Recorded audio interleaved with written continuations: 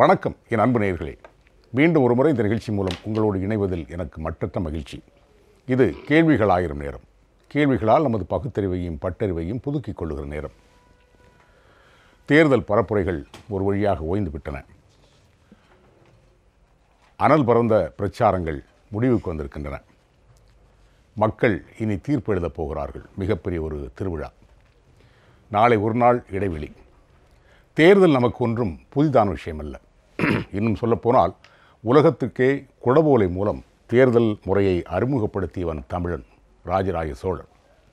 இந்த தேர்தல் எதனையெல்லாம் பிரதிபலிக்கப் போகிறது என்பது உங்களுக்கு தெரியும். இது வெறும் நாடாளுமன்றத்தை யார் பிடிக்கப் போகிறார்கள் என்பதற்கான தேர்தல் மட்டுமல்ல. தமிழ்நாடு அரசியலில் என்னென்ன மாற்றங்கள் நிகழப்போகிறது என்பதையும் சொல்லக்கூடிய தேர்தல். அதையும் மீறி ஒரு மாபெரும் இயக்கத்தை வழிநடத்தப் போவது யார் என்பதை சொல்லுகிற தேர்தல்.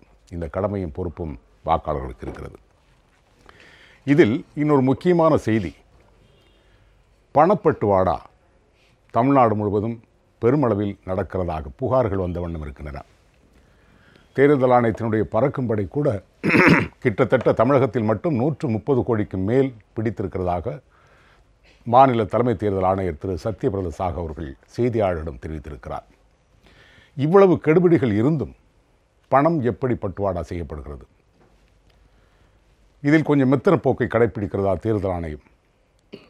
பணம் மட்டுமே ஒரு தேர்தலில் வெற்றியை தீர்மானிக்க முடியுமா என்று பல்வேறு கேள்விகள் எழுகின்றன. அதனைத்தான் இன்றைக்கு நாம் விவாதப் பொருளாக எடுத்திருக்கிறோம்.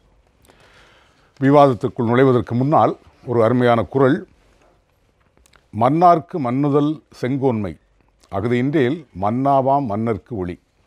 இதனுடைய விளக்கம், ஆட்சியாளர்களுக்கு புகழ் நிலைத்திருக்க காரணம் நேர்மையான ஆட்சியே. அந்த ஆட்சி இல்லை என்றால் புகழும் நிலைத்திருக்காது என்கிறார் வள்ளுவர். இதை அடியொற்றி இந்த விவாதத்தை தொடங்கலாம். விவாதத்தில் கலந்து கொண்டு நம்மோடு உரையாடுவதற்காக இங்கே 3 விருந்தினர்கள், அவர்களை நான் அறிமுகம் செய்கிற நேரம் இது. திரு பிரியன் அவர்கள் மூத்த பத்திரிகையாளர், அவரை அன்போடு வரவேற்கிறேன். வணக்கம். திரு முஸ்தபா அவர்கள் அம்மா மக்கள் முன்னேற்ற கழகத்தினுடைய செய்தி தொடர்பாளர், அவரையும் அன்போடு வரவேற்கிறேன். வணக்கம். திரு ஜெய் கணேஷ் சட்ட பஞ்சாயத்து இயக்கத்தை சார்ந்த, வரவையும் அன்போடு வரவேற்கிறேன். வணக்கம். திரு பிரியன், கெடுபிடிகள் நிறைய இருக்குது அப்படின்னு சொல்கிறாங்க. அதையும் மீறி ஏகப்பட்ட இடங்களில் பணம் விளையாடுவதாக நிறைய புகார்கள் வந்த வண்ணம் இருக்கின்றன. ஏன் தேர்தல் ஆணையத்தால் தடுக்க முடியலைங்கிறது முதல் கேள்வியாக வருது. நிச்சயமாக இது ரொம்ப சிறிய அளவில் ஆரம்பித்து இன்றைக்கி தேர்தல் ஜனநாயகத்தையே பயமுறுத்துகிற அளவுக்கு ஒரு சீரழிவுக்கு போயிட்டுருக்கிறத நம்ம பார்க்குறோம். 54, 55களில் குடியரசும் இடைத்தேர்தலில் காமராஜர் அவர்கள் போட்டி போட்டபோது காமராஜர் அவர்கள் 2 ரூபாய் கொடுத்தார் என்று பொது உடைமை கட்சிகள், கம்யூனிஸ்ட் கட்சிகள் குற்றம் சாட்டினேன் அந்த எலெக்ஷன் 54, 55. ஸோ அப்படி இருக்கும்போது அது இன்றைக்கி தொடர்ந்து திருமங்கலத்தில் அது ஒரு பெரிய பரிமாணம் எடுத்து இப்பொழுது கிட்டத்தட்ட தேர்தல் அந்த நடத்தை விதிமுறைகளையே ஒரு கேலிக்குள்ளாக்குற விதத்தில் அது செயல்பட்டு இருக்கிறத நம்ம பார்க்குறோம். இந்த தேர்தல் ஜனநாயகம் இது ஒவ்வொரு முறையும் நம்ம உரத்த குரல் எழுப்பி இந்த விஷயங்களை டிஸ்கஸ் பண்ணால் கூட இதற்கான தீர்வு இன்னும் சரியாக கிடைக்கல. அதுக்கு பலவிதமான காரணங்களை நம்ம சொல்கிறோம். முதல்ல பார்த்தீங்கன்னா, அரசியல் கட்சிகள் பணம் கொடுக்கறது. அரசியல் கட்சிகள் பணம் கொடுக்குற விஷயங்கள், பணம் கொடுத்தால்தான் ஓட்டு, பணம் கொடுத்து ஓட்டு வாங்க முடியும் என்ற நம்பிக்கை அவர்களுக்கு ஏன் வந்தது? முதல்ல அதை நம்ம பார்க்கணும். ஸோ தாங்கள் செய்த சாதனைகளையோ அல்லது தாங்கள் செய்ய போகும் சாதனைகளையோ சொல்லி அவர்கள் ஏன் ஓட்டு வாங்குவது தவிர பணத்தை ஏன் கொடுக்கிறார்கள் என்ற ஒரு முக்கியமான கேள்வி எழுகிறது. இந்த பணம் கொடுக்குற இந்த பழக்கம் ஆரம்பிச்சிட்ட பிறகு பார்த்தீங்கன்னா, பணத்தை கொடுத்துட்ட பிறகு பணத்தாலேயே ஒரு வெற்றி பெறுவார் என்று சொல்ல முடியாது. இது அந்த காலத்தில் இன்னொரு கேள்வி வருது, பணத்தை வாங்குறவர் எந்த கட்சி கொடுத்ததோ அந்த கட்சிக்கு தான் போடுவாருங்கிறதுக்கான உத்தரவாதம் இப்போ கிடையாது. அது ஒரு காலகட்டம் இருந்தது, ஒரு காலகட்டத்தில் இருந்தது. ஏன்னா பணம் மட்டும் அந்த காலத்தில் கூட பணம் கொடுத்தவர்கள் வெற்றி பெற்றார் என்று சொல்ல முடியாது. ஏன்னா நீங்கள் பார்த்தீங்கன்னா, திருக்குறள் முனுசாமி எழுத்து போட்டி போட்ட கோயங்கா அந்த காலத்தில் பெரிய பணக்காரர். அவர் பணம் செலவழிச்சார், ஏரோப்ளைனில் பிரச்சாரம் பண்ணார், ஏரோப்ளைன் நோட்டீஸ்லாம் போட்டாங்க. ஆனால் ஜெயிச்சது திருக்குறள் முனுசாமி தான் ஜெயிச்சதை நம்ம பார்த்தோம். நம்ம அதனால் பணம் எந்த காலத்திலையும் உங்களுக்கு பெரிய அளவில் ஒன்றுமில்லாத ஒரு வேட்பாளரை வெற்றி பெற வைக்க முடியாது. வேண்டுமானால் ஒரு டைட்டாக ஒரு கண்டெஸ்ட் இருக்கும்போது, நெக் அண்ட் நெக் கண்டெஸ்ட் இருக்கும்போது சில இடங்களில் அது உதவி பண்ணலாம் உங்களுக்கு. ஒரு கட்சியை ஆட்சியை விட்டு அகற்ற வேண்டும் என்றோ அல்லது ஒரு வேட்பாளரை வந்து தூக்கி அடிக்க வேண்டும் என்றோ மக்கள் நினைத்து விட்டால் அது எந்த விதமான பணம் வந்து உங்களை சேஞ்ச் பண்ணுறதுக்கான வாய்ப்புகளே இல்லை. நீங்கள் பணம் கொடுத்தால் வாங்கிக் கொள்வார்கள். இப்போது மக்களுக்கு என்ன மென்டாலிட்டி இருந்ததுன்னா பணத்தை வேண்டாம் என்று ரிஜெக்ட் பண்ணுற மென்டாலிட்டி வரல. ஏன்னா அதுக்கு காரணம் வறுமை ஒரு காரணம். அது வந்து நம்ம அது மறுக்க முடியாது.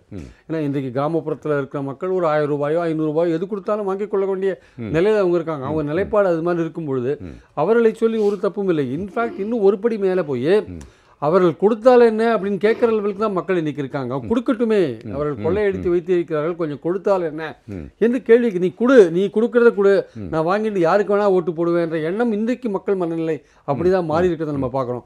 சரி, இவர்கள் மனநிலை இப்படி மாறி இருக்குன்னா ஆட்சியில் இருக்கிற கட்சிகள், ஆட்சியில் அதிகாரத்தில் இருக்கிற கட்சிகள் எல்லா விதமான முறைகேடுகளையும் பயன்படுத்தி பணத்தை டிஸ்ட்ரிபியூட் பண்ணுறாங்க. எதிர்க்கட்சிகளை ஒரு பக்கம் முடக்கி வைக்கிறது ஒரு பக்கம் இருந்தால் கூட அதிகாரத்தில் இருக்கிற பலவிதமான புலனாய்வு ஏஜென்சிகளை பயன்படுத்தி எதிர்க்கட்சிகளை முடக்கிற அந்த அதே சமயத்தில் ஆளுங்கட்சியினர் வந்து அதிகாரத்தில் இருக்கிற கட்சியினர் வந்து பணத்தை எடுத்து செல்லவோ பணத்தை விநியோகிக்கவோ எந்த விதமான தடையும் இல்லை. அவர்கள் இந்த வேலையை மிகச் சுலபமாக செய்கிறார்கள். இப்போ நேற்றிரவு கூட முந்தானேற்றிரவு கூட தேனி தொகுதியில் 120 கோடி ரூபாய் அளவுக்கு பணம் டிஸ்ட்ரிபியூட் பண்ணப்பட்டதாக ஒரு செய்தி இருக்கிறது.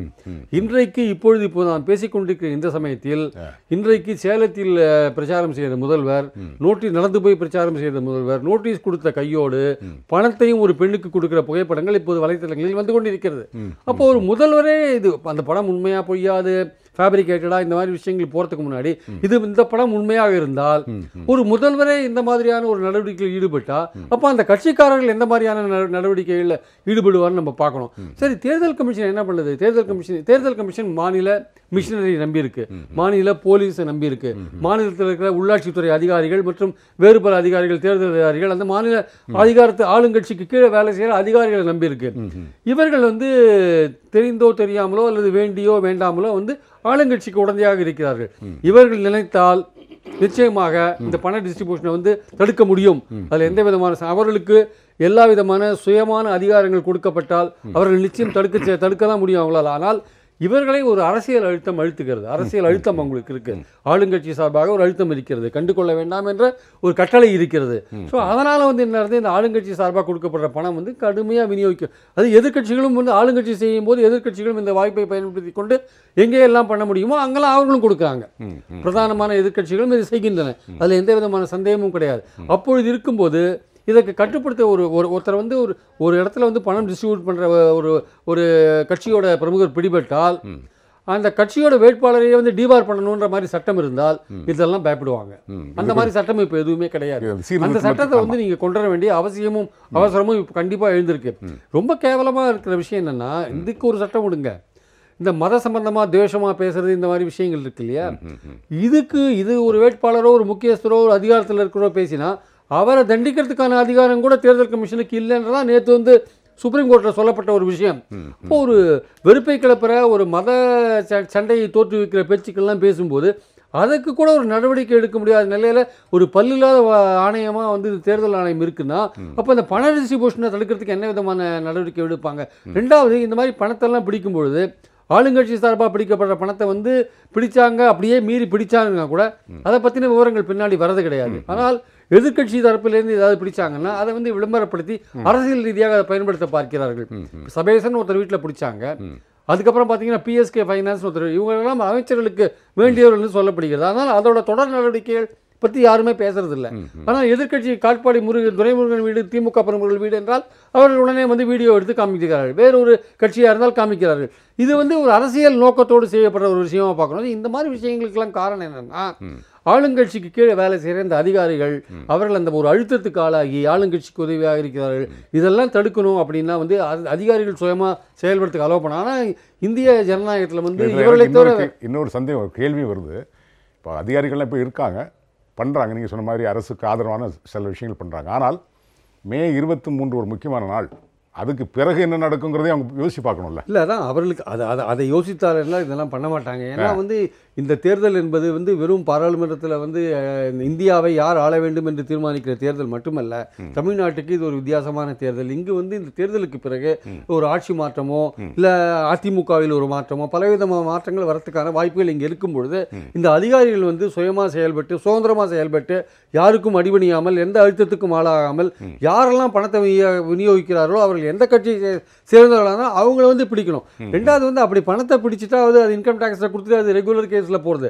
ஆக்சுவலாக ஒரு டீபார் பண்ணுற மாதிரி வேட்பாளரை டீபார் பண்ணுற மாதிரியான விஷயங்கள் இருந்தால் கொஞ்சம் ஓரளவுக்கு பயம் வரும் இவர்களுக்கு. ரெண்டாவது வந்து இவர்களை வந்து தேர்தல் கமிஷன் ஒரு கேஸை பதிவு பண்ணி அந்த கேஸ் வந்து தேர்தல் முடிஞ்சு 5 வருஷம் ஆனாலும் அது அந்த வழக்குகளுக்கு விடிவு கிடையாது. ஸோ இதெல்லாம் வந்து தேர்தலுக்கென்றே ஒரு தனி நீதிமன்றம், ஏன்னா பல ஃபாஸ்ட் ட்ராக் கோர்ட் நம்ம பார்க்குறோம்.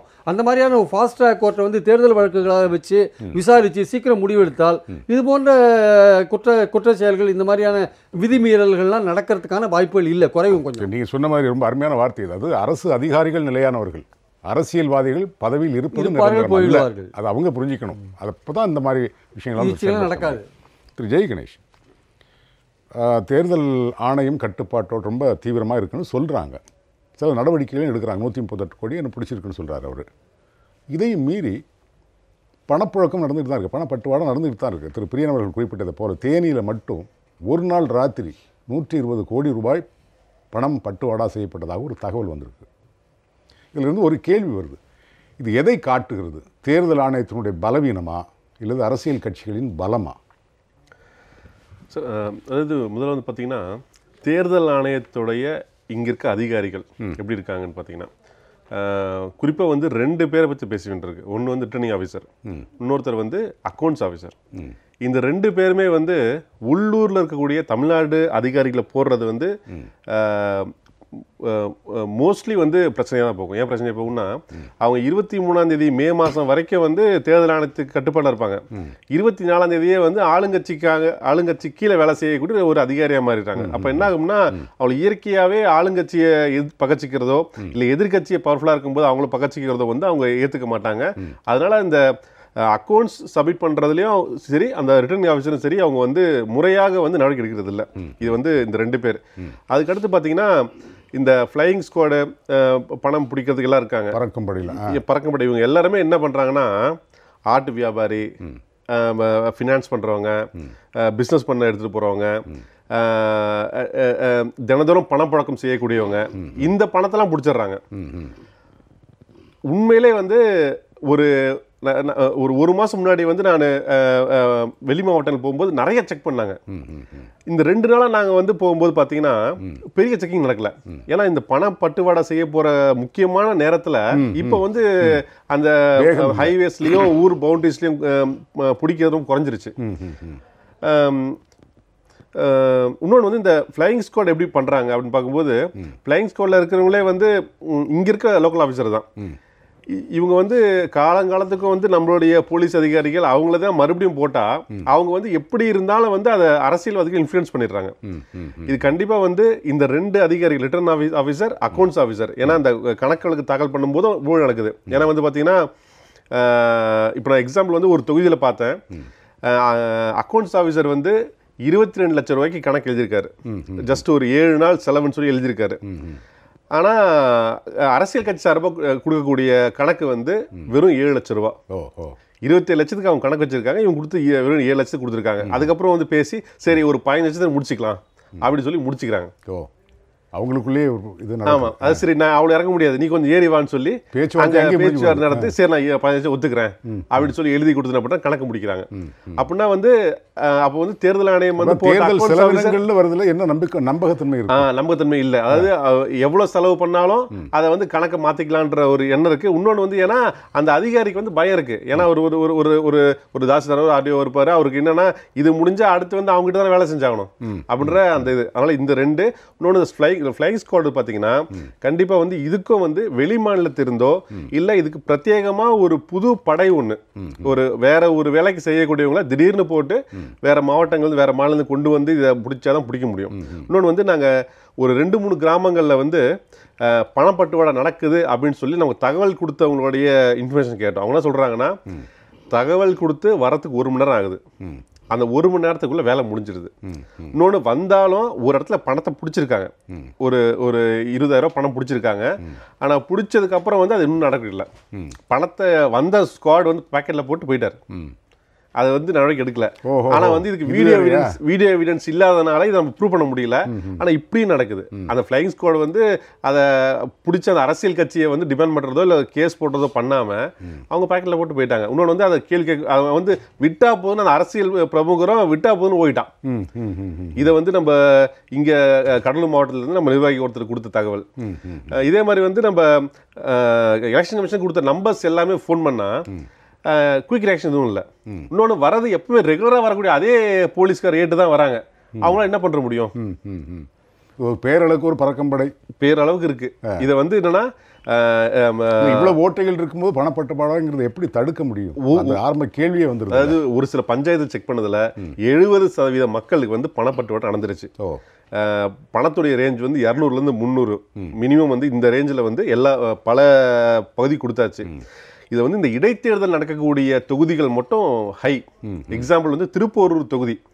திருப்பூர் தொகுதியில் வந்து 2 ஓட்டு போடணும், எம்எல்ஏக்கு 1 எம்பிக்கு 1 போடணும். 2 ஓட்டு போடுங்கன்னு சொல்லி 2000 ரூபா ஆளுங்கட்சி கொடுத்துருக்கு. நான் திருப்பூர் தொகுதியை சேர்ந்தவன். எங்கள் தொகுதியில் வந்து 2000 ரூபா கொடுத்துருக்காங்க. எங்களுக்கு தெரியும். இப்போ வந்து அந்த இடைத்தேர்தல் நடக்கிற இடங்கள்ல மட்டும் என்னன்னா பேரம் வந்து அதிகமாக இருக்கு. மற்ற பகுதிகளை வந்து செக் பண்ணதுல 200லேருந்து 300 ரூபாய். அது முக்கியமான தேர்தல். அது இந்திய அளவில் ஒரு பெரிய முக்கியமான தேர்தல். இடைத்தேர்தலும் மாநில அளவில் உள்ள தேர்தல். அதுக்கு இல்லாத முக்கியத்துவம் இந்த இடைத்தேர்தலுக்கு ஏன் இல்லை? இந்த இடைத்தேர்தல் வந்து மிக முக்கியம். ஏன்னா வந்து உண்மையிலே இந்த எம்பி எலெக்ஷனை விட இந்த இடைத்தேர்தல் தான் முக்கியம். ஏன்னா இந்த இடைத்தேர்தல் வெற்றி வந்து ஆளுங்கட்சியை வந்து ஆளப்போகுதா இல்லை வந்து அவங்க எதிர்கட்சி உள்ள வர போறாங்களா, ஆட்சியை களைய போகுதான்ற ஒரு முக்கியமான தேர்தல். இன்னொன்று இப்போ வந்து டிடிவி வந்து எவ்வளோ ஓட்டை பிரிக்க போகிறாங்க, இது பிரிக்கிறதுனால எந்த கட்சி சாதகமாக போகுது எந்த கட்சிக்கு பாதகமாக போகுதுன்ற ஒரு ட்ரையாங்கிள் ஒரு பிரச்சனை இருக்கிறதுனால ரொம்ப முக்கியமாக இருக்குது. இது திருப்பூர்னு இல்லை, இந்த பல தொகுதிகளில் பார்த்தீங்கன்னா சாத்தூர் தொகுதி அதே செக் பண்ணி பார்த்தா சாத்தூர் தொகுதியில் அவ்வளோ தீவிரமாக இருக்குது.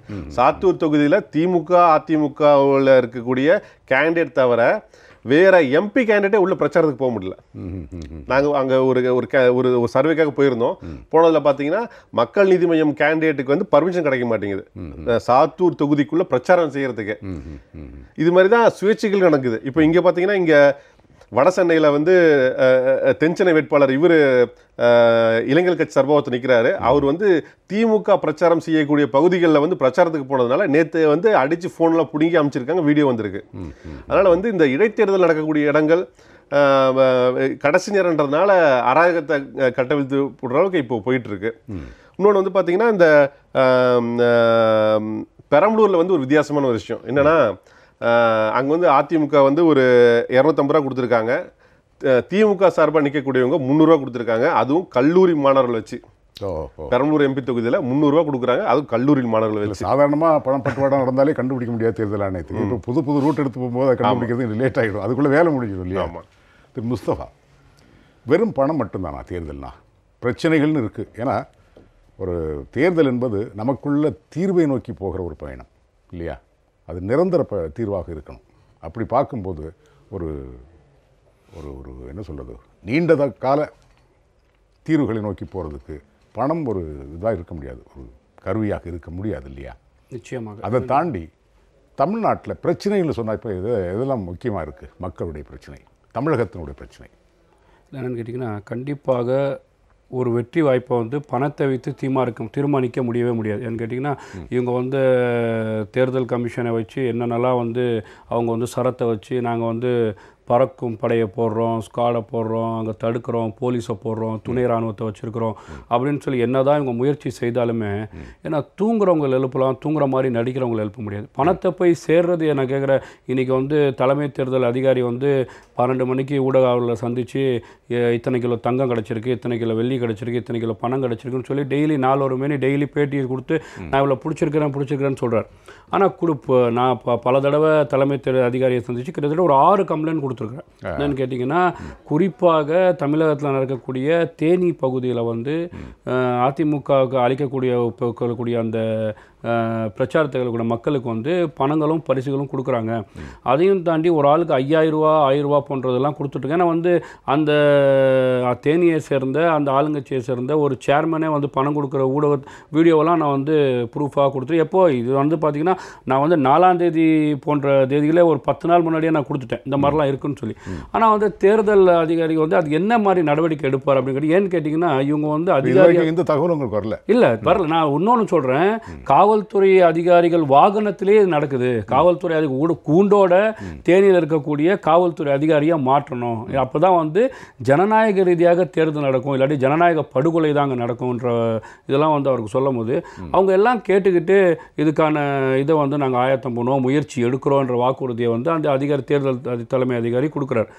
இது நம்ம எப்படி பார்க்கணும்னு கேட்டிங்கன்னா, ஏன்னா வந்து கொண்டு போய் சேர்க்குறதும் அரசாங்க அதிகாரிகள் தான் சேர்க்குறாங்க. நீங்கள் பார்த்தீங்கன்னா ஆரணியில் வந்து மூட்டையாக பணம் எடுத்திருக்கு. பணம் எடுக்க போது அந்த பணத்தை வந்து கொண்டு வராங்கன்னு சொன்னால் யார் அந்த புக் பண்ணாங்கன்னு தெரியல. ஏன்னா அரசாங்க பஸ் தான் வருது. அப்போ டிரைவரும் கண்டக்டரும் அரசாங்கத்து அதிகாரியாக இருக்கும் போது அரசாங்கத்துக்கு சாதகமாக பயன்படுத்தி தான் இந்த மாதிரி பணத்தை கொண்டு வராங்க. 2-3 இடத்துல இருந்து. ஆமாம், இந்த மாதிரி நிகழ்வு பல இடத்துல இருக்குது. கொண்டு வராங்களான்ற கேள்வி ஏன்னு கேட்டிங்கன்னா, இந்த அதிகாரிகள் நம்ம எந்த அளவு குற்றம் சொல்லணும்னு கேட்டிங்கன்னா, அவங்களுக்கு வந்து சம்பளம் கொடுக்குற எஜமானராக அவங்க இருக்கிறாங்க, ஆளுங்கட்சியாக அவங்க இருக்கிறாங்க. அதனால் வந்து இவங்க வந்து அவங்க செய்கிற வேலையை வந்து நம்ம செய்கிறதுக்கு கடமைப்பட்டிருக்கோன்ற நிகழ்வில் தான் இவங்க வந்து சென்றுட்டுருக்குறாங்க. ஆனால் இதையும் தாண்டி இவங்க வந்து பணத்தை கொடுக்குறாங்கன்னு சொன்னால், நீங்கள் வந்து பார்த்தீங்கன்னா வேலூர் போன்ற பகுதியெல்லாம் வந்து கட்டுக்கட்டாக பணம் எடுத்த நிகழ்வெல்லாம் பார்த்தோம். நான் கேட்குறேன், பணம் எடுத்தாங்க, பணத்தை போய் பிடிச்சாங்க, அது சிம் டாய்லெட் எடுத்தாங்க. நீங்கள் வந்து தேர்தல் விதின்னு சொல்லி ஒரு 20 நாளுக்கு முன்னாடியே தமிழக களத்தில் நின்று ஐயா சொல்கிற மாதிரி ஒவ்வொரு பைபாஸ் ரோட்லேயும் சந்துக்குள்ளேயும் மூளைக்கும் முழுக்குக்கும் நின்று போகிற வர காரை வந்து அந்த டேஷ்போர்டை துறங்க, டிக்கியை துறங்க, சீட்டை துறங்க, இவ்வளோ தூரம் நீங்கள் செக் பண்ணி ஒன்றுமே செய்ய முடியாமல் அந்த பணம் வந்து அவ்வளோ கட்டுக்கட்டு அங்கே போதுன்னா எப்படி போயிருக்கும்? அப்போ வந்து உங்களோட துணை இல்லாமல் உங்களோட, ஏன்னா ஏற்கனவே வந்து ஆண்டு கொண்டு இருந்த கட்சி திமுக, இப்போ ஆண்டுட்டு இருக்கிற இயக்கம் வந்து எடப்பாடி அரசாங்கம். இவங்களுக்கு ஃபேவரபுளாக இருக்கக்கூடிய அதிகாரிகள் கொண்டு போய் சேர்க்கறதுக்கு வழிவகுக்கிறாங்களான்ற கேள்வி வருது. இன்னொன்று கேட்டிங்கன்னா, சிதம்பரம் போன்ற தொகுதிகளில் பார்த்தீங்கன்னா அந்த வாகனம் வந்து 3-4 நாள் அதே பகுதியில் சுற்றிட்டு இருந்திருக்கு. ஒரு அந்த பகுதியில் இருக்கக்கூடிய விடுதலை சிறுத்தை வேட்பாளர் சார்ந்த ஒரு நிர்வாகி கார்லேயே சைடு டிக்கியிலேருந்து ஒரு 2.25 கோடியை எடுக்கிறாங்கன்னு சொன்னால், அவர் சொல்கிறாருக்கு நான் டேக்ஸ் கட்டாத பணம், அந்த பணம் இந்த பணம்னு சொல்லணும். இருந்தாலும் கூட ஒரு 4 நாளாக அந்த பகுதியில் அவர் வந்து சுற்றுறாருன்னு சொன்னால், பறக்கும் படை வந்து ரெக்கை இல்லாத படையாக தான் வந்து செயல்பட்டுருக்கோ என்ற வந்து ஒரு சந்தேகம் வந்து மக்கள் மத்தியில் வந்து செயல்படுது. ஆரம்பத்தில் வேகம், அது ஜெயக்கணேஷ் சொன்ன மாதிரி அது எங்கேருந்து எடுக்கிறாங்கிறது இல்லை, பொதுமக்கள் கொண்டு போகிறது. ஆமாம், அப்பாவி பொதுமக்கள் கொண்டு போகிற பணத்தை எடுக்கிறாங்க. பிடிக்க வேண்டிய பணம் பிடிவிடாமலே போகிறது. ஆமாம் ஆமாம் ஆமாம். இப்போ அப்பாவி கொண்டு போன பணத்தை எடுக்கிறாங்களே தவிர, ஏன்னா கொண்டு போகிறதுக்கு இவங்க நான் கேட்குறேன், இவங்க வந்து செக்கிங் பண்ணுறது வந்து எந்த அளவு வந்து சாத்தியக்கூறுன்னு தெரில.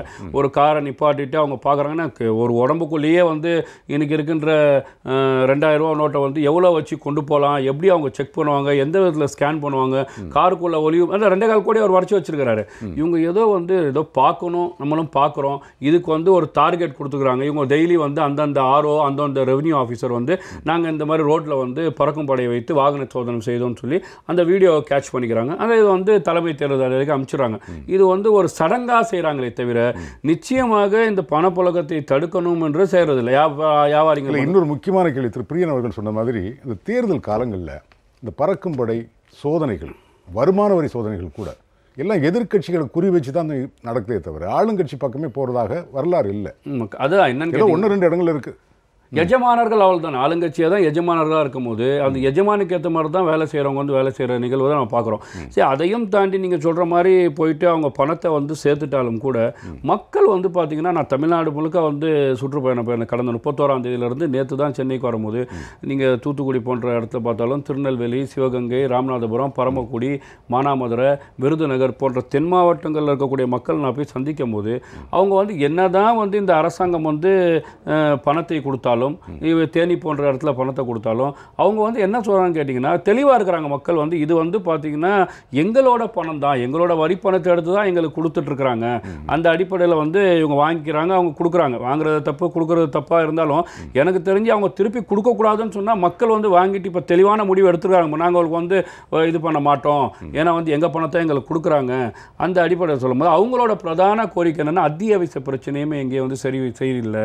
எங்களுக்கு வந்து பாருங்கள், தென் மாவட்டம் என்றாலே வந்து விவசாய பூமி தான். அங்கெல்லாம் வந்து தண்ணி வளம் வந்து இப்போ டோட்டலாக ஒன்றுமே தண்ணி வளம் இல்லாமல் குடத்தில் தண்ணி எடுத்துகிட்டு போகிறோம். நாங்களுக்கு வந்து பார்த்திங்கன்னா காவா இல்லை, கழிப்பறை சரியில்லை, மின் வசதி இல்லை, இந்த மாதிரி எந்த ஒரு வசதிகள் எதுவுமே இல்லை. ஆமாம், எதுவும் இல்லை. இந்த அரசாங்கம் வந்து எதையுமே செய்யாதனால நாங்கள் வந்து பார்த்திங்கன்னா தொடர்ச்சியாக வந்து இப்போ ஆண்டுட்டு இருக்கிற அரசாங்கத்தை சொல்லும் போது எங்களை சும்மா அம்மாவை நம்பி நாங்கள் வாக்களித்தோம், இந்த அரசாங்கம் வந்து இப்போது இருக்கிறத தவிர இது வந்து ஏதோ செயல்படாமல் அவங்க அரசாங்கத்தை 4 வருஷத்தை வச்சு தள்ளணுன்றதுக்காக மத்திய அரசாங்கத்தை வச்சு பல திட்டங்கள் நம்ம பார்த்தோம். இந்த ஸ்டெர்லைட்டு திட்டங்கள், ஹைட்ரோ கார்பன், நியூட்ரிஷன் திட்டம் போன்ற திட்டங்கள் எல்லாம் தமிழ்நாட்டில் கொண்டு வந்துட்டாங்க. இவங்க வந்து மக்களுக்காக வந்து ஆட்சியை நடத்துகிற மாதிரி தெரியல, அவர்களோட மக்களுக்காக. இது இப்போ எப்படி வந்து வாரிசு அரசியல் இல்லாமல் பேசக்கூடிய ஓபிஎஸோட மக்கள் ரவீந்திரநாத்துக்கு சீட்டு கொடுத்தாரோ, எடப்பாடி பழனிசாமி அவரோட சம்பந்தி சுப்பிரமணிய பழனிசாமிக்கு வந்து அந்த டெண்டரை கொடுக்குறாரோ அவர்கள் மக்கள் நல்லா இருக்கணும் தான் இவங்க தான் ஆட்சி நடத்திட்டு இருக்கிறாங்க. அதனால் இந்த தேர்தலில் அவங்க பணம் கொடுக்க தான் செய்கிறாங்க.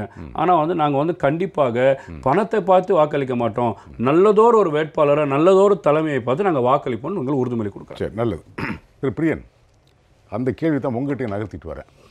இப்போது தமிழ்நாட்டில் இருக்கக்கூடிய தமிழ் மாநிலம், தமிழ் நிலம் சார்ந்த பிரச்சனைகள் என்ன? தமிழ் இந்த எலெக்ஷன்ஸில் முன்னுக்கு வைக்கப்பட்ட பிரச்சனைகள் வந்து நிறைய பிரச்சனைகள் இருக்குது. முக்கியமாக பார்த்திங்கன்னா நிலம் சார்ந்த பிரச்சனைகள் இருக்குது, இளைஞர்கள் சார்ந்த பிரச்சனைகள் இருக்குது, மாணவர்கள் சார்ந்த பிரச்சனைகள் இருக்குது, அப்புறம் சுற்றுச்சூழல் சார்ந்த பிரச்சனைகள் இருக்குது, சட்டம் ஒழுங்கு சார்ந்த பிரச்சனைகள் இருக்குது. ஸோ இவ்வளவு பிரச்சனைகளும் இந்த எலெக்ஷன்ஸில் முன்னுக்கு வைக்கப்பட்டது. சட்டம் ஒழுங்கு சார்ந்த பிரச்சனைகள்னால் வந்து ஸ்டெர்லைட்டில் நடந்த துப்பாக்கி சூடு, அதாவது ஸ்டெர்லைட் ஆலை வந்து கொண்டு வந்தது யார், நீ கொண்டு வந்தியா, நான் கொண்டு வந்தியா, இதெல்லாம் ஒரு பக்கம் விவாதங்கள் இருந்தால் கூட அப்போது நடந்த 100 நாட்கள் போராட்டத்தை நீங்கள் சரியாக கையாளலை. அதுதான் முக்கியமான பாயிண்ட். அதில் மாவட்ட ஆட்சித்தலைவர் போய் பார்க்கவே போகல. நீங்கள் இந்த ஆளுகின்ற கட்சி ஏன் வந்து அவங்களை கூப்பிட்டு பேசலை? 100வது நாள் கலெக்டர் ஆஃபீஸ் நோக்கி போன அந்த போராட்டக்காரர்களை நீங்கள் ஏன் துப்பாக்கியால் சுட்டீர்கள்? 13 பேர் இந்திய எதிர்ப்பு போராட்டத்தில் கூட அவ்வளோ பேர் சாகலை. இன்றைக்கி உங்கள் ஸ்டெர்லைட்டில் சுட்டுருக்காங்க. நீங்கள் இன்றைக்கி ஸ்டெர்லைட்டை வந்து திமுக கொண்டது, இல்லை அதிமுக கொண்டது, நீங்கள் மொத்த ராத்தியில் காங்கிரஸ் கொண்டது, பிஜேபி கொண்டது, எதை வேணால் சொல்லுங்கள், அந்த ஆலை அங்கே இருக்கிறது நிதர்சனம். ஆனால் நீங்கள் கையாண்ட விதம், போராட்டத்தை நீங்கள் சட்டம் ஒழுங்கு கையாண்ட விதம் சரியில்லை. ஸோ இதுக்கு என்டையர்லி இந்த ஆளுங்கட்சி தான் அதுக்கான பொறுப்பை எடுத்துக்கணும். அதில் எந்த விதமான இதுவும் சந்தேகமும் கிடையாது. ஸோ அது சட்டம் ஒழுங்கு பிரச்சனை. நிலம் சார்ந்த பிரச்சனைன்னு பார்த்தீங்கன்னா சேலம் சென்னை நெடுஞ்சாலை, ஹைட்ரோ கார்பன் திட்டங்கள், அப்புறம் கெயில் பைப் பதிக்கிறது, அப்புறம் ஹை டென்ஷன் ஒயர்ஸ் பதிக்கிறது வெஸ்டர்ன் சைடில், மேற்கு பகுதிகளில், இதெல்லாம் நம்ம நிலம் சார்ந்த கஜா புயல் பாதிப்புகள், இதெல்லாம் நம்ம நிலம் சார்ந்த பிரச்சனைகள். இதில் உங்களுடைய பங்களிப்பு என்ன?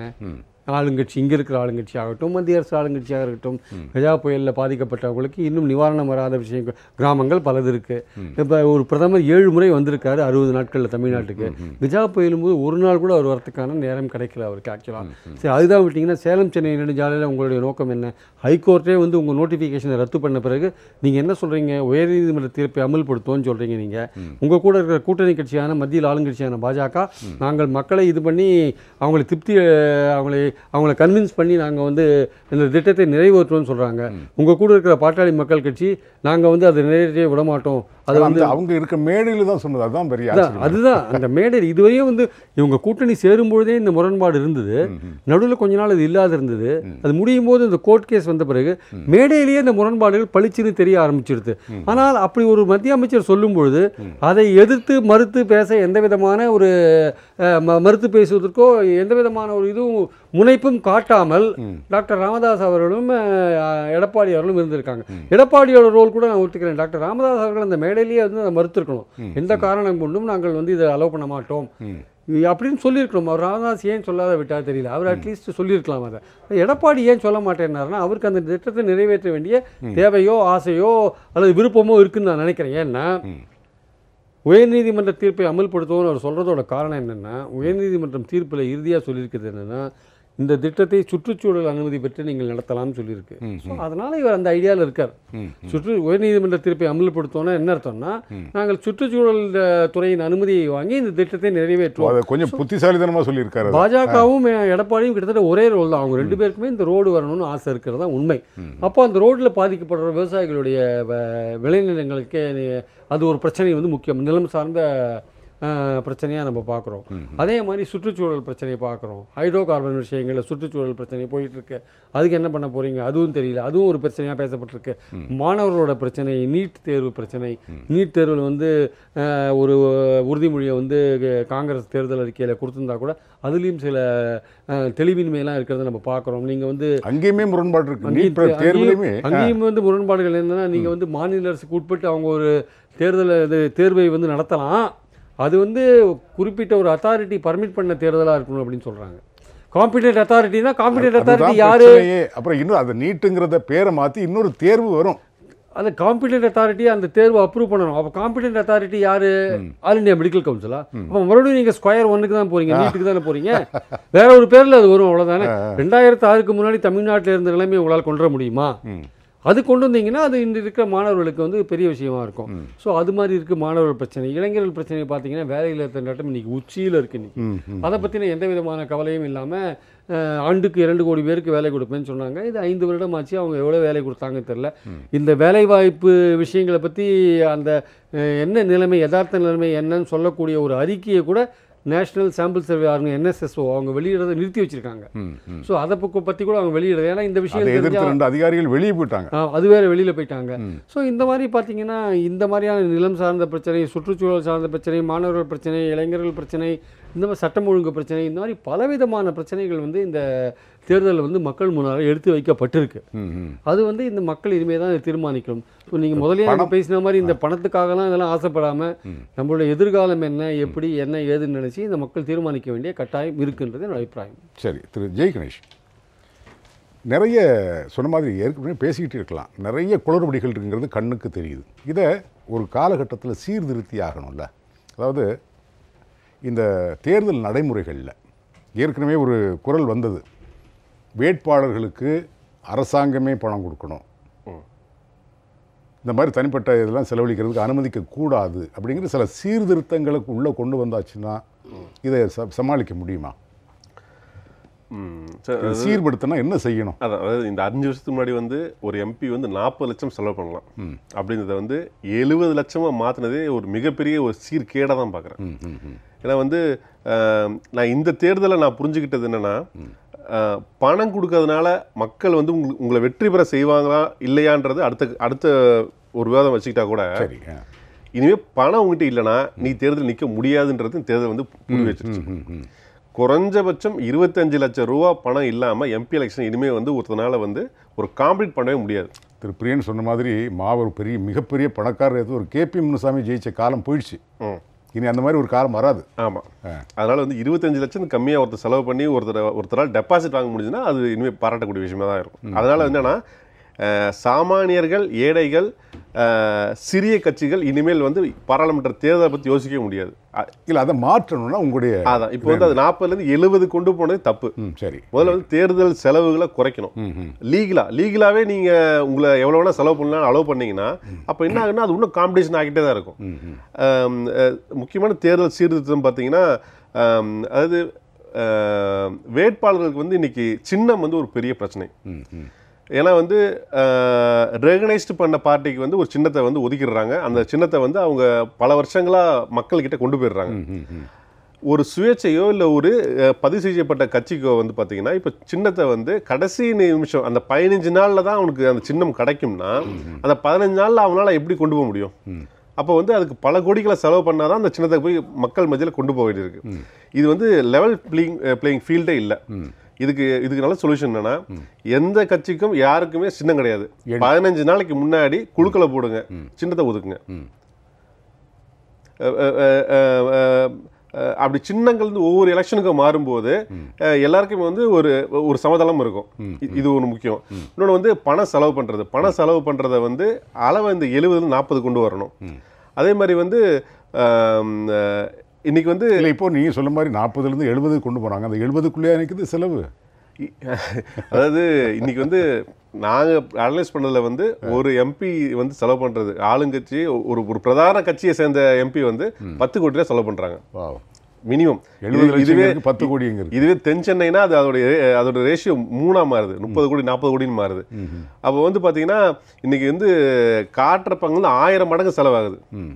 70 லட்சம் காமிக்கலாம், ஆனால் 7 கோடின்றது 1000 மடங்கு வந்து செலவு பண்ணாதான் இன்னைக்கு ஒரு வின்னிங் கேண்டிடேட் வந்து செலவு பண்ணிட்டு இருக்காங்க.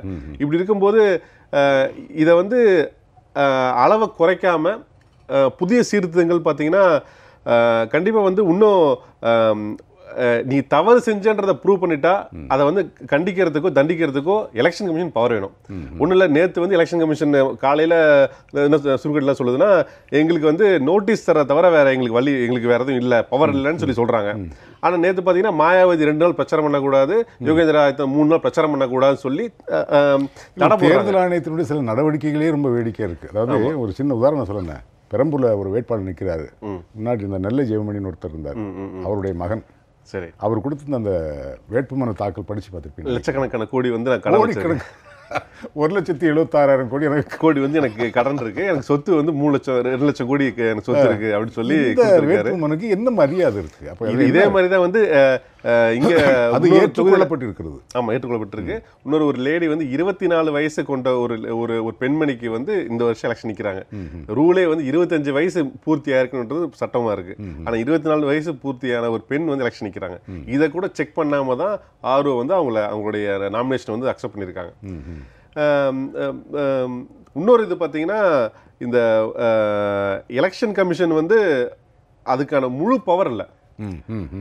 இது வந்து அந்தந்த நேரங்களில் ஆளுங்கட்சியோ இல்லை வந்து அரசாங்கமோ என்ன சொல்லுதோ அதை செய்யறதுக்கு முற்படுதே ஒழிய அதுக்கான பவர் பத்தலை.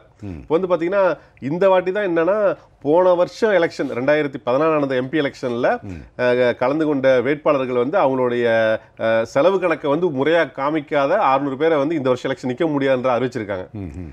ஆனால் வந்து இப்போ இனிமேல் வந்து அப்போ கணக்கு கொடுத்துட்டா போதுமா அப்படின்ற மாதிரி ஆயிடுது. இது வந்து உடனே நடக்கணும்.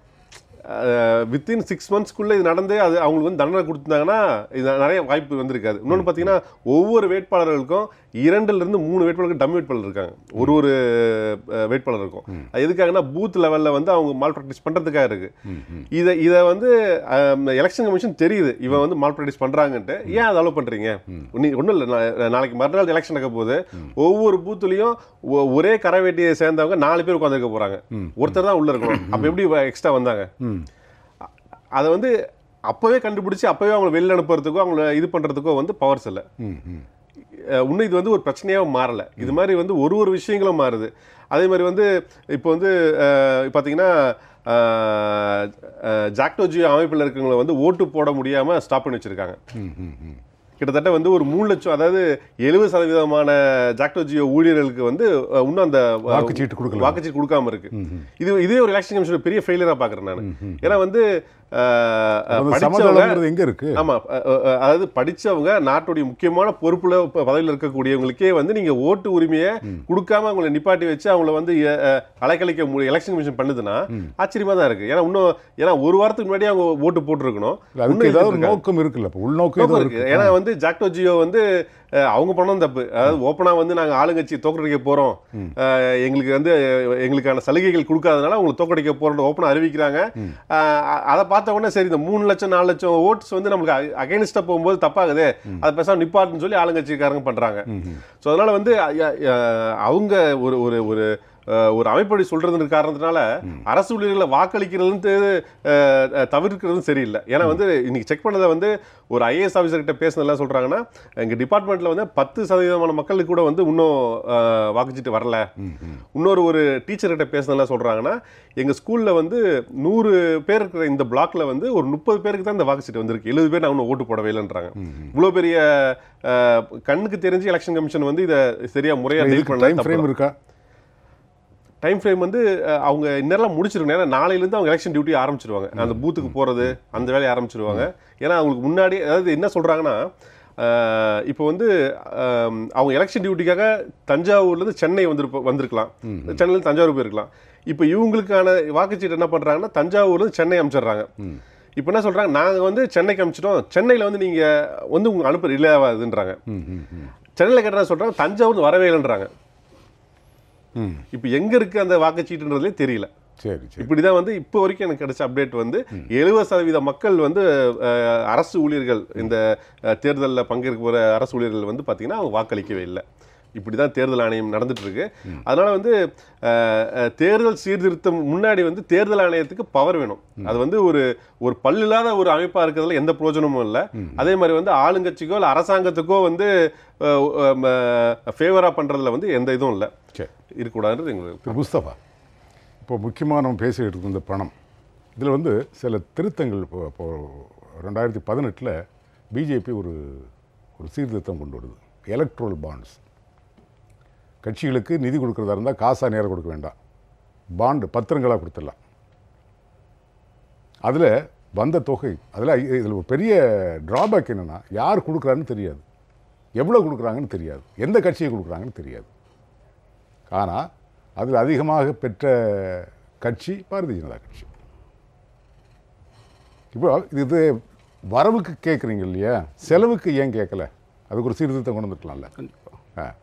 என்னன்னு கேட்டிங்கன்னா, பாரதிய ஜனதாவோட நோக்கமே என்னன்னு கேட்டிங்கன்னா, எதுனாச்சும் ஒரு குளறுபடி பண்ணி அவங்க வந்து ஆட்சியில் வரணும்னு. ஏன்னா நம்ம போன அதிலே பார்த்தோம், அந்த ஓட் போடுற மிஷினில் வந்து மிகப்பெரிய பிரச்சனை இருக்குது, ப்ராப்ளம் இருக்குன்ற ஒரு நிலையில் தான் வந்து ஏன்னா வந்து நீங்கள் மாதிரி ஓட்டு போடுறதுலலாம் நம்ம அந்த வீடியோலலாம் பார்க்குறேன், நான் வாட்ஸ்அப் ஃபேஸ்புக்கில் பார்க்கும்போது அது போய் தாமரைக்கு விழுகிற மாதிரி ஒரு மாதிரியில் வந்து வெளிப்படையாக தெரியுது. அந்த அடிப்படையில் இவங்க வந்து பார்த்திங்கன்னா அவங்களுக்கு சாதகமாக பேர்லாம் சொல்ல வேண்டாம், பொதுப்படையாக அந்த அவங்களுக்கு கட்சி அவங்களுக்கு சாதகமாக இருக்கக்கூடிய ஒரு இதை வந்து அவங்க வந்து சரி பண்ணிக்கிறாங்க. நான் கேட்குறேன் என்னன்னு கேட்டிங்கன்னா, இந்த இந்திய திருநாட்டில் வந்து நம்ம வந்து வாக்கு போடுறதுக்கு உரிமை இருக்கின்றது, 100% வாக்கு போடணும் என்பதை தேர்தல் துறை வந்து செயல்படுத்தணுன்றதுக்காக பல தரப்பில் வந்து விழிப்புணர்வு ஏற்படுத்திட்டு இருக்கு. நீங்கள் வந்து பார்த்தீங்கன்னா பதாகை ஏற்படுத்துது, பேனர் மூலம் ஏற்படுத்து, ஒரு சினிமா நடிகர்களை வைத்து விளம்பரம் செய்யக்கூடிய ஒரு நிகழ்வுலாம் நம்ம பார்க்குறோம். அப்போ 100% வாக்கு வந்தால் மட்டும்தான் அது உண்மையான அவர் பிரதமராக இருந்தாலும் சரி, முதலமைச்சராக இருந்தாலும் சரி, அவர் அமைச்சராக எம்எல்ஏ அவர் தேர்ந்தெடுக்க முடியும். ஆனால் நம்ம தொடர்ச்சியாக நடந்துட்டு இருக்கிற தேர்தலில் பார்த்தீங்கன்னு சொன்னீங்கனாலே ஒரு 60%, 70%, 75% வாக்கு தான் வந்திருக்கு. இப்போ தேர்தல் துறை வந்து 5 வருஷமாக நாங்கள் தேர்தல் துறை செயல்பட்டு வரோம் அப்படின்னு சொன்னாலும் கூட, இப்போது குறிப்பாக தமிழ்நாட்டில் கூட வாழக்கூடியவர்கள் பல பேர் வந்து பார்த்திங்கன்னா தேர்தல் கமிஷனை சந்தித்து அதுக்கான ஒரு பெட்டிஷன் நான் கொடுத்தேன். என்ன கேட்டிங்கன்னா, வெளிநாட்டில் வந்து தமிழக சேர்ந்த மக்கள் வந்து பல பேர் நீங்கள் கல்ஃப் கண்ட்ரி போன்றதில் சிங்கப்பூர், மலேசியாவில் வந்து வாழ்ந்துட்டு இருக்கிறாங்க. அப்போது நீங்கள் 100% வாக்கை வந்து செயல்படுத்தணும், அப்போ தான் வந்து உண்மையான பிரதிநிதியை நம்ம தேர்ந்தெடுக்க முடியும். நீங்கள் சொல்கிற காரணத்தினால அவங்களுக்கு வந்து நீங்கள் அரசாங்கத்துக்கு வந்து தபால் துறைக்கு அரசாங்கம் இருந்தாலோ சார் சொல்கிற மாதிரி வேணுமென்றே அவங்கள வந்து யாருக்கு சாதகமாக பாதகமாக ஓட்டு விழுந்துருமோன்றது ஜாக்டோட்டு அமைப்பெல்லாம் போட விடாமல் ஒரு சதி செய்கிறாங்க. இவங்க உண்மையாகவே ஜனநாயக ரீதியாக தேர்தலை சந்தித்து மக்கள் மத்தியில் வந்து அவங்க ஓட் போலிங் பண்ணணும்னு சொல்லியிருந்தா நீங்கள் தூதரக வாயிலாக வந்து, ஏன்னா அவங்க போகிறது வந்து கண்டிப்பாக வந்து அம்பாஜிக்கு தெரிஞ்சு தான் போக முடியும், தூதரக வாயிலாக வந்து இதை வந்து நீங்கள் செய்யணும். இது எப்போ செய்யணும்னு கேட்டிங்கன்னா, இதெல்லாம் வந்து நம்ம சொல்லி தான் செய்யணுமா அப்படின்னு பார்த்தீங்கன்னா கிடையாது. இவங்களோட நோக்கம் என்னன்னு கேட்டிங்கன்னா, குறைவான வாக்கு போலிங் ஆகணும், அதில் வந்து நம்ம என்ன அதில் வந்து ஒரு கோல்மால் தளம் பண்ணி நம்ம வந்து அந்த வர இருக்கின்ற அந்த இதை வந்து ஆட்சியை கைப்பற்றலாம் என்ற நிலை தான் ஆண்டு கொட்டுறதுக்கு இருக்கின்ற அரசாங்கத்திற்கு, அது மத்திய அரசாங்கம் இருந்தாலும் சரி, மாநில அரசாங்கம் இருந்தாலும் சரி, அந்த அரசாங்கத்திற்கு கொடைப்பிடிக்கக்கூடிய ஜால்ரா அடிக்கக்கூடிய அதிகாரிகள் தான் வந்து இருக்கிறாங்க தவிர, அதனால் முறையான தேர்தல் வந்து இந்த அதிகாரிகள் நடத்துகிறாங்களான்றா கேள்விக்குறியாக தான் இருக்குது. திரு பிரியன், ஏற்கனவே கேட்டது அந்த எலக்ட்ரல் பாண்ட், அது ரொம்ப முக்கியமான ஒரு விஷயம். அதாவது வரவு, ஆனால் செலவுக்கு எந்த கணக்கும் கேட்குறதில்ல. கட்சிகளுக்கு வருது, பெருந்தொகை சேர்க்கிறது, யார் கொடுத்தான்னு தெரியாது, எவ்வளோ கொடுத்தாங்கன்னு தெரியாது, அது எதுக்காக கொண்டு வரப்பட்டது. அப்படி அது வரவுக்கு நீங்கள் ஒரு வழி பண்ணிட்டீங்கன்னா செலவுக்கும் ஒரு வழி பண்ணியிருக்கோம்ல. எவ்வளோ செலவு பண்ணுறீங்க, ஏன் செலவு பண்ணுறீங்க, எதுக்கு செலவு பண்ணுறீங்கன்னு ஒரு கிடுக்கிப்பிடி இருந்ததுன்னா ஒரு அரசியல் கட்சிகளுக்கு ஒரு சின்ன நடுக்கம் இருந்திருக்குல்ல. இல்லை, ஈவன் இந்த எலக்ட்ரல் பாண்டு விஷயத்தில் கூட சுப்ரீம் கோர்ட் என்ன சொல்லியிருக்குன்னா, எவ்வளோ நீங்கள் வாங்கியிருக்கீங்க, யார் யாருக்கு என்ன கிடச்சிருக்குன்னு ஒரு அறிக்கையை தாக்கல் பண்ண சொல்லிட்டாங்க. அது 30 முன்னாடி. இப்போ எல்லா பொலிட்டிக்கல் பார்ட்டியும் தாக்கல் பண்ண வேண்டிய கட்டாயம் இருக்குது. தேர்தல் கமிஷன் தாக்கல் பண்ணணும். ஆக்சுவலாக யார் யார் எவ்வளோ அந்த எலக்ட்ரல் பாண்டு வந்து மே 15 முடியுது. முடியுது. ஆனால் இவங்க போட்டிருக்கிறது கோர்ட்டு போட்டிருக்கிறது மே 30ஆம் தேதி சப்மிட். ஆமாம், அவர்கள் வந்து இது அவசரமாக கருத்தில் போட்டிருக்காங்க, அதனால் மே 30 வரையும் போட்டாங்க. ஆனால் வந்து ஒரு பர்டிகுலர்ஸ் தெரியணுன்றதுக்காக தாக்கல் பண்ண சீல்டு கவரில் வச்சு தாக்கல் பண்ண சொல்லியிருக்காங்க. தேர்தல் கமிஷன் அதை வாங்கி வச்சுக்கணும்னு சொல்லியிருக்காங்க. பட் ஆனால் இதெல்லாம் வந்து நீங்கள் சொல்கிற மாதிரி வரவுக்கு எல்லா வழிகளும் பண்ணிட்டாங்க, செலவு பண்ணுறதுக்கான கணக்குகள் இல்லை. அதெல்லாம் முக்கியமான ஒரு பொலிட்டிக்கல் பார்ட்டி வந்து இன்னைக்கு அந்த வெளிப்படைத்தன்மை எந்த கட்சியிட்டையும் இன்னைக்கு இந்தியாவிலேயே வந்து அதிகமான நன்கொடை பெற்ற இயக்கம் வந்து பிஜேபி தான். ஆமாம், அதுதான் வந்து கிட்டத்தட்ட எல்லா கட்சிகளை விட அதுதான் ஆளுங்கட்சியாக இருக்கிறதுனால 5 வருட காலம் ஆளுங்கட்சியாக இருக்கிறதுனால அதிகமான நன்கொடை பெற்று அதிகமாக செலவழிக்கிறது. இன்றைக்கி கூட ராகுல் காந்தி கேட்டிருக்காரு, பிரதமருடைய சுற்றுப்பயணம் இந்த தேர்தல் செலவெல்லாம் யார் ஃபண்ட் பண்ணுறாங்க அப்படின்னு ஒரு முக்கியமான கேள்வியை கேட்டிருக்காரு. ஏன்னா அந்தளவுக்கு வந்து ஒரு விமானத்தில் சுற்றுப்பயணம் பண்ணுறாரு, பல கூட்டங்களில் பேசுகிறாரு, அந்த ஏற்பாடுகள்லாம் பிரம்மாண்டமாக இருக்குது. அப்போ இது அரசாங்கம் கண்டிப்பாக செய்ய முடியாது, ஏன்னா தேர்தல் பயணம் இதுக்கு கட்சி தான் செஞ்சாலும். அப்போ கட்சியிலேருந்து செலவு பண்ணணும். இதெல்லாம் யார் ஃபண்ட் பண்ணுறாங்க என்ன ஏதுன்னு கேட்டிருக்காரு. ரெண்டாவது, இந்த அரசியல் கட்சிகள் வந்து ஒவ்வொரு வருஷமும் டிசம்பர் மாதம் ஜனரல் பாடியில் வந்து அந்த செலவு கணக்கை வச்சு அப்ரூவல் வாங்கணும். அது வந்து ஒரு சார்ட்டர்ட் அக்கௌண்ட் அப்ரூவல் வாங்கி அவருடைய முத்திரையை வாங்கி எலெக்ஷன் கமிஷனுக்கு சப்மிட் பண்ணணும். பட் அந்த கணக்கு உண்மையான கணக்கு தானன்றது ஒரு கேள்விக்குறி. அது ஒரு ஃபேப்ரிகேட்டடாக இருக்கலாம் அது மாதிரியான. ஸோ இவரோட உண்மையான செலவுன்றது இப்போ இந்த தேர்தலுக்கு பணம் கொடுக்குறாங்க பார்த்தீங்களா, இதில் நிறைய டெஃபினட்டாக நிறையா அவங்க செலவு பண்ணலாம். அது கட்சி கூட வேட்பாளர்களுக்காக அந்த ஆளுங்கட்சி இருக்கிறவங்க வசதியாக இருக்க அந்த கட்சி வந்து டெஃபினட்டாக வேட்பாளர் மூலமாக வாக்காளர்களுக்கு இந்த பணத்தை கொடுக்கறதுக்கான, ஏன்னா 70 லட்சத்தில் உங்களுக்கு தேர்தலை சந்திக்கவே முடியாதுன்னா இவங்களோட பாயிண்ட்டு. சட்டமன்ற தேர்தலுக்கு 28 லட்சமும் இதுக்கு 70 லட்சமும் வந்து கட்டுப்படி ஆகாதுன்றது ஒரு விஷயம் இருக்குது. ஸோ 70 லட்சத்துக்கு மேலே, இந்த 70 லட்சத்துக்கு மேலே தாண்டி அதோட 10-20 மடங்கு அதிகமாக செலவு பண்ணுறாங்க. அப்போ இந்த பணத்தை கணேஷ் வந்து 40லேருந்து 70 ஆக்குனதே தப்பு. இந்த பணத்தை கொடுக்கறது யார்? இந்த பணத்தை கொடுக்கறது அந்த வசதியான வேட்பாளர் மட்டுமல்ல, கட்சியும் சேர்ந்து செய்யுது. அப்போ கட்சிக்கு அந்த நிதி வந்து எப்படி வருது? இந்த மாதிரி முறைகள், இந்த மாதிரியான எந்த சோர்ஸு யார் கொடுத்தா ஏது கொடுத்தான்னு தெரியாத அளவுக்குன்னா பல இவர்கள் பெரு கார்பரேட் கம்பெனிகள்லாம் என்ன பண்ணுவாங்க, அவர்களுக்கு கிடைக்கிற சலுகைகளுக்கு ஏற்ற மாதிரி ஆளுங்கட்சிக்கு இந்த எலக்ட்ரல் பாண்ட் வாங்கி கொடுப்பாங்க. அப்போ நேச்சுரலி வந்து ஆளுங்கட்சியாக இருக்கிறவங்களுக்கு நிறையா நிதி கிடைச்சிட்டே இருக்கும். அப்போ அவர்கள் தான் வந்து ஓட்டுக்கு பணம் கொடுக்குற விஷயங்களில் ஈடுபடுவாங்க கட்சியோட பணத்தை வச்சு.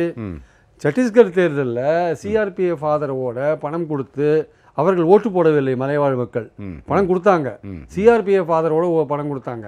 ஆனால் அந்த மலைவாழ் மக்கள் அந்த எந்த கொடுத்த கட்சியை தோக்கடிச்சாங்க. அது நடந்தது. இப்போ நடந்த சத்தீஸ்கர் எலெக்ஷனில் சொல்கிறேன், நல்ல செய்தி இது. இந்த மாதிரியான விஷயங்கள் சத்தீஸ்கரில் வின் பண்ணவே இல்லை ஆளுங்கட்சி. இந்த மாதிரியான விஷயங்கள் வந்து ஆளுங்கட்சி வந்து பணத்தை வந்து இதுக்காக தான் செலவு பண்ணுறாங்க. ஸோ இப்படி இருக்கும்போது இது எப்படி நீங்கள் கண்ட்ரோல் பண்ணுவீங்க? ஸோ நிதி வரதையும் கண்ட்ரோல் பண்ணணும், நிதி செலவு எப்படி பண்ணுறாங்களோ அதையும் கண்ட்ரோல் பண்ணணும். அப்போ எலெக்ஷன் கமிஷன் நிறைய வெறுப்பு பேச்சை கண்ட்ரோல் பண்ண முடியாது, மத உணர்வை தூண்டி விடுற பேச்சை கண்ட்ரோல் பண்ண முடியாது, பணம் கொடுக்குற வேட்பாளரை டிபார் பண்ண முடியாது. ஒரு கட்சிக்கு எப்படி நன்கொடை வருது, அவங்க உண்மையாக செலவழிக்கிறாங்களா, அதுக்கு எதுவும் தேர்தல் கமிஷன் ஆடிட்டிங் கிடையாது. அப்போ இதெல்லாம் எப்படி நீங்கள் இந்த பண நடமாட்டத்தை, பணப்புழக்கத்தை நீங்கள் எலெக்ஷன்ஸில் கட்டுப்படுத்துவீங்க? நம்ம இன்னும் நிறைய தூரம் பயணப்பட வேண்டியிருக்கு இந்த விஷயத்தில். ஏன்னா இவ்வளவு தேர்தல் ஜனநாயகத்தில் நம்ம குறைபாடுகளை வச்சுட்டு, ஏன்னா நமக்கு எப்போ நம்பிக்கை போகிறதுனா, நம்ம நியாயமாக நடந்துப்பாங்கன்னு எதிர்பார்க்குற அரசு அதிகாரிகள் அரசியல் அழுத்தத்துக்கு ஆளாகி ரொம்ப பாரபட்சமாக நடந்து கொள்ளும்பொழுது இது போன்ற சட்டங்கள், இது போன்ற விஷயங்களை தடுப்பதற்கான சட்டங்கள் அவசியமாகவும் அவசரமாகவும் தேவைப்படுகிறது. அதுதான் இன்னைக்கு இருக்கிற நிலைமை. நம்ம எப்போ முடிச்சுக்க போகிறோம்னு தெரியல. ஏன்னா இந்த மாதிரி பல விஷயங்கள் இருக்குது. முதல்ல கட்சிகளுக்கு ஏகப்பட்ட ஃபண்ட் சேர்றது வந்து ஒரு அபாயமான அறிகுறி. அதை தான் அவங்க பயன்படுத்துகிறாங்க. அது வந்து அவர்களுக்கு வருகின்ற வருமானம், நீங்கள் செய்கின்ற கார்பரேட் கம்பெனிகளுக்கு செய்கின்ற சலுகை, அதன் மூலமாக உங்களுக்கு கிடைக்கிற வருமானம். தனிநபர்கள் வாங்கினா பிரச்சனை ஆகிட்டு கட்சிக்கு வாங்குறீங்க. நீங்கள் அதை கட்சிக்கு வாங்கி என்ன பண்ணுறீங்க, மறுபடியும் தேர்தலுக்கு பயன்படுத்துறீங்க. பல விஷயங்கள். எடியூரப்பா டைரியில் 1800 கோடி பாஜக தலைவர்களுக்கு கொடுத்ததா எழுதி வச்சிருக்காரு. ஒரிஜினல் டைரியோட வீடியோ விட்டுட்டாங்க அவங்க. அதை பற்றி இன்கம் டேக்ஸ் வரி மூச்சு விட மாட்டேன்றாங்க. இதே மாதிரி 89 கோடி ரூபாய் இங்கே ஆர்கே நகர் டிஸ்ட்ரிபியூஷன்ல, அதோட தொடர் நடவடிக்கைகள் என்ன? ஒண்ணுமே கிடையாது. இது மாதிரி பல விஷயங்கள் இருக்கு. அது நீங்க சொன்ன மாதிரி நுனிக்கலையிலிருந்து அடிமரத்து வெட்டின மாதிரி இருந்தது. ஏன்னா பணப்பட்டுவாடா நடக்கிறது தான் குற்றச்சாட்டு. ஆனா அதற்கு காரணிகள் எங்கிருந்து வருதுன்னா தேர்தல் கமிஷன்ல இருந்து டெஃபினட் அதுல இருந்து வருது. ஒரு 3 விஷயங்கள் செஞ்சா, தேர்தல் ஆணையம் செஞ்சா வந்து இந்த பணம் பட்டுவாடாவை கொஞ்சம் குறைக்க முடியும். ஒன்று வந்து பணம் விநியோகம் செய்யக்கூடிய ஒரு கண்டிப்பாக வந்து கேண்டிடேட்டோ இல்லை முக்கியஸ்டோ கொடுக்குறது இல்லை, ஒரு சாதாரண கிளை செயலாளர் தான் கொடுக்குறாங்க. இல்லை இப்போ அது கூட மாறி போச்சுன்னு தகவல் வந்துருக்கு. இப்போ கட்சிக்காரர்கள் கொடுக்குறது இல்லையா, வேற ஆட்களை வச்சு கொடுக்குறதா ஒரு புது செய்தி வந்து. ஆமாம், அதான் இப்போ பெரம்பலூரில் பார்த்தீங்கன்னா ஸ்டூடெண்ட்ஸ் தான் கொடுத்துட்டு இருக்காங்க. இதுக்கு என்னன்னா கையும் களவுமா ஸ்டூடெண்ட்ஸ்லாம் கொடுக்குறாங்களாமா? ஆமாம், இப்போ முக்கியமான காலேஜ் ஸ்டூடெண்ட்ஸ் அங்கே கேம்ப் பண்ணிட்டு இருக்காங்க பெரம்பலூர் தொகுதியில். அந்த கல்லூரி மாணவர்கள் வந்து வீடு வீடாக போய் கொடுத்துட்டு இருக்காங்க. Very good. இப்போ வந்து என்னன்னா இது மாதிரி பிடிபடக்கூடிய நபர்கள் வந்து ஒரு குறைஞ்சபட்சம் ஜெயில் தண்டனை வந்து என்ஷூர் பண்ணணும். இன்னைக்கு வந்து அவங்களை பிடிபட்டு அரெஸ்ட் பண்றேன்னு சொல்றாங்க, தண்டனைகள் இல்ல, தண்டனை கிடையாது. அவங்களுக்கு வந்து ஜெயிலில் கண்டிப்பா வைக்கணும். ஒரு 10 வருஷத்துக்கு வந்து அரசியல் கட்சியிலையோ வாக்களிக்கிற உரிமையோ ஒரு 5-10 வருஷத்துக்கு கிடையாது உனக்கு அப்படின்ற பார் பண்ணி வைக்கணும். இது ஒன்று. செகண்ட் வந்து இதை வந்து வெறும் தேர்தல் கமிஷன் இருக்க போலீஸால் மட்டும் இதை நிப்பாட்ட முடியாது. பொதுமக்கள் பவர் கொடுங்க. என்னன்னா ஏன்னா நான் வந்து ஒருத்தவன் பணம் கொடுக்கறத வீடியோ எடுத்து கொடுத்து வச்சிங்களேன், எனக்கு வந்து சன்மானம் கொடுங்க, ஒரு 5 லட்ச ரூபா கொடுங்க. நான் ஒரு ஆள் வந்து எனக்கு லஞ்சம் கொடுக்கறத நான் வீடியோ எடுத்து கொடுத்தேன்னா தேர்தல் சமயத்தில் 5 லட்ச ரூபா சன்மானம் கொடுங்க. அதை கொடுக்குற ஆள்கிட்ட அந்த ஃபைனாக போடுங்க.